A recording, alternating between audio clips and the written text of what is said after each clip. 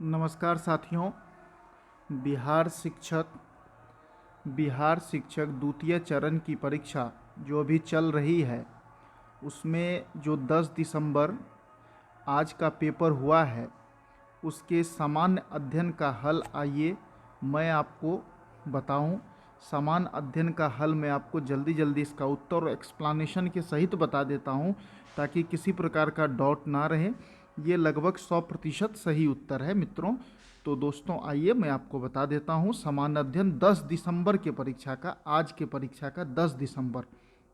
दोस्तों, BPSC TRE 20 Bihar शिक्षक 2.0 के 10 दिसंबर, कब का 10 दिसंबर के परीक्षा का सामान्य अध्ययन का हल। आइए मैं आपको सामान्य अध्ययन के हल का हल करवा दे रहा हूं और आप इसको देख लीजिए। ये लगभग सही उत्तर है।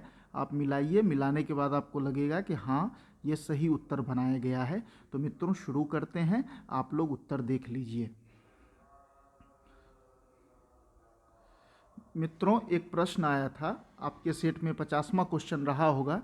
एक प्रश्न था, भारत का कौन सा राज्य मोटा अनाज का सबसे बड़ा उत्पादक है। भारत का कौन सा राज्य मोटा अनाज का सबसे बड़ा उत्पादक है। तो इसका उत्तर होगा राजस्थान। इसका उत्तर क्या होगा? राजस्थान। मित्रों वर्तमान में मोटा अनाज का सबसे बड़ा उत्पादक राजस्थान है। ये आपको घटना चक्र की जो किताब है आर्थिकी 2023-24, उसमें राजस्थान के बारे में दिया है कि मोटा अनाज का सबसे बड़ा उत्पादक राजस्थान है, फिर महाराष्ट्र है, फिर कर्नाटक है। तो राजस्थान इसका सही उत्तर होगा। 54वां क्वेश्चन है, हिमालयी भूरा भालू, एशियाई जंगली भैंसे और रेगिस्तानी लोमड़ी किसके उदाहरण है। तो ये दुर्लभ प्रजाति के, किसके? ये दुर्लभ प्रजाति के उदाहरण है। ये दुर्लभ प्रजाति के उदाहरण है।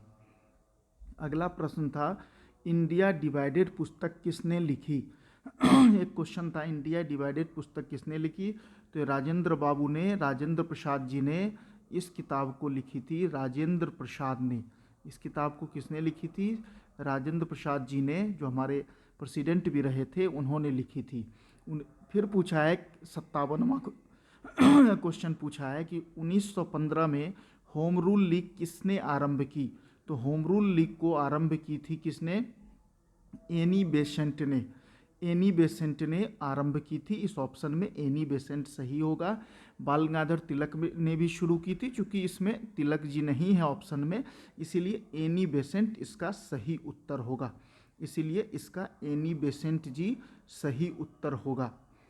फिर एक क्वेश्चन पूछा था 60वां प्रश्न कि किसने 1913 में अनुशीलन समिति की एक शाखा पटना में स्थापना की थी। ये बीपीएससी में कई बार ये प्रश्न पूछा जा चुका है। ये कई बार बीपीएससी में ये प्रश्न पूछा है। तो इसका सही उत्तर है सचिंद्र सन्याल। ये कई बार बीपीएससी में पूछा है मित्रों, जो भी बीपीएससी दिए होंगे उनको पता होगा।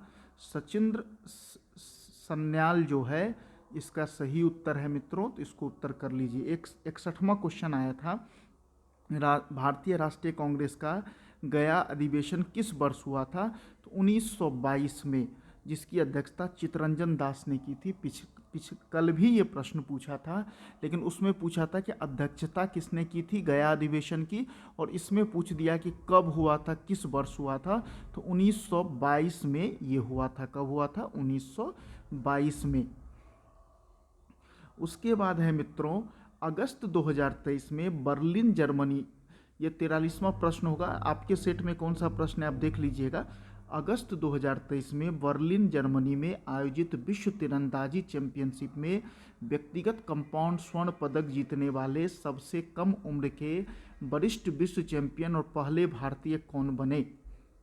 तो दोस्तों इसमें सबसे बड़ी बात है कि इन तीनों ने ही इसको जीता था। ये तीनों थे, तो उपयुक्त में से एक से अधिक हो सकता है इसका उत्तर। आप खोज लीजिए, देखिएगा ये तीनों लोग हैं इसमें। नहीं, यदि इस तीनों में से एक को मानना होगा तो ज्योति सुरेखा बेनम हो सकती हैं।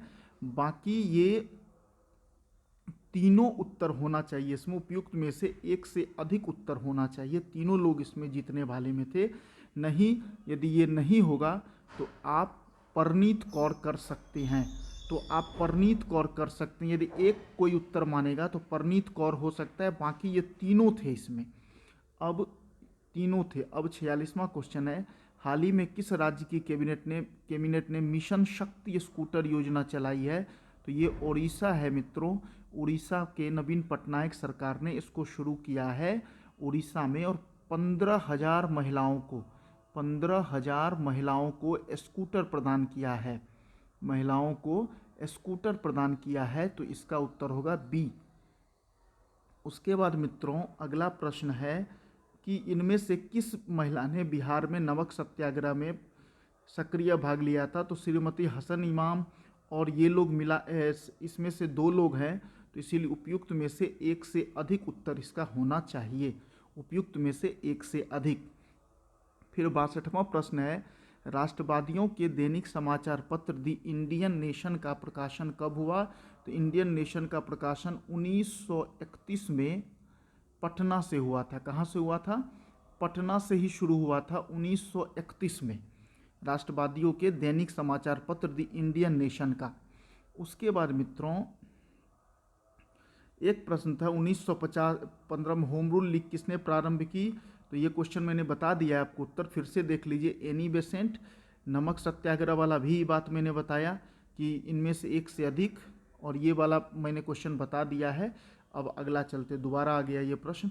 हाँ, ये प्रश्न है, राजकुमार शुक्ल ने किस नेता को बिहार आने और उनके आंदोलन को नेतृत्व प्रदान करने के लिए राजी किया? आप जानते हैं कि 1916 के लखनऊ अधिवेशन में उन्होंने गांधी जी को आमंत्रित किया था। कल ये पूछा था इससे प्रश्न कि किसने आमंत्रित किया था? तो राजकुमार शुक्ल जी थे। ये पिछले 3 दिन से ये क्वेश्चन घुमा फिरा के पूछ रहा है, और आज पूछा गया कि किसको बुलाया गया था? तो गांधी जी को बुलाया गया था। उपयुक्त में से कोई नहीं है। ठीक है, उपयुक्त में से कोई नहीं है। गांधी जी को बुलाया गया था, इसीलिए उपयुक्त में से कोई नहीं। उसके 56 है, इंडिया डिवाइडेड। राजेंद्र प्रसाद जी ने ये किताब लिखी है। उसके बाद 59वां प्रश्न है, इंडिया डिवाइडेड किसने लिखी? राजेंद्र प्रसाद जी ने। उसके बाद एक प्रश्न है, बंगाल व बिहार के नील कृषकों की दशा का वर्णन करते हुए नील दर्पण नाटक किसने लिखी? तो ये दीनबंधु मित्रा है। ये दीनबंधु मित्रा है। 1960 के आसपास उन्होंने ये किताब लिखी थी, दीनबंधु मित्रा ने ये किताब लिखी थी, नील दर्पण, जो बंगाल में जो नील कृषकों की दुर्दशा थी, खास करके नदिया जिला में, उसके बारे में उन्होंने लिखा था, दीनबंधु मित्रा ने। 60वां प्रश्न है, किसने 1913 में अनुशीलन समिति की एक शाखा? तो सचिंद्र सन्याल। ये कई बार बीपीएससी में पूछा है, तो सचिंद्र सन्याल इसका उत्तर होगा। उसके बाद है, निम्नलिखित में कौन सा, 47वां प्रश्न है, निम्नलिखित में से कौन सा भूकंप की गहनता नापने हेतु उपयोग में लाया जाता है? तो रिएक्टर पैमाना सभी लोग जानते होंगे।